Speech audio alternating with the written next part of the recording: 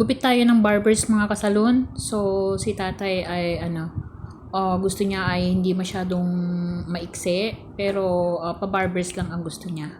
So, una muna natin nilagyan ng guide. Siyempre, gumamit ako ng number 2. And syempre gumamit tayo ng suklay para salubungin yung ng hair. Dahil para magupitan natin pati taas. Okay, so 2 muna ang ginamit natin para hindi masyadong manipis.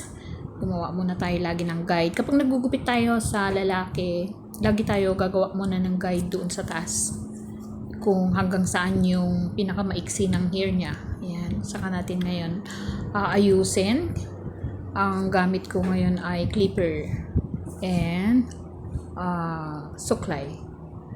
Ayan. So, depende dun sa gusto natin gamitin. Pwede rin tayo gumamit ng gunting at suklay. Kasi minsan pag clipper kasi okay din yung haba niya. Pero kapag gusto mong i-check ng mabuti, may mga natitira kasi minsan, gamit natin ay gunting. At hinahawakan ko talaga yung buhok para ma-layered ko ng maayos, okay?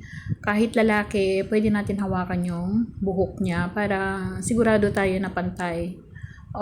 Karamihan ng barbero, hindi nila hinahawakan, tansyado lang ang ginagawa nila. Pero sa ibang bansa kasi, kailangan hawakan yung hair kahit lalaki siya. So, yun ang ginagawa ko, yun ang nakasanayan ko. At eto na, dito sa baba, blade na ang ginamit ko, pero naka-open siya. So, kapag blade ang gamit ko na wala akong guide, hindi ko at yan, inahawakan natin ang ilalim ng kapag may hold, may siya, guide siya, pero hindi naman kasi ako gumamit ng guide na. So, pagkatapos ng blade dun sa ilalim, gamit ko ay blade pero naka-open siya.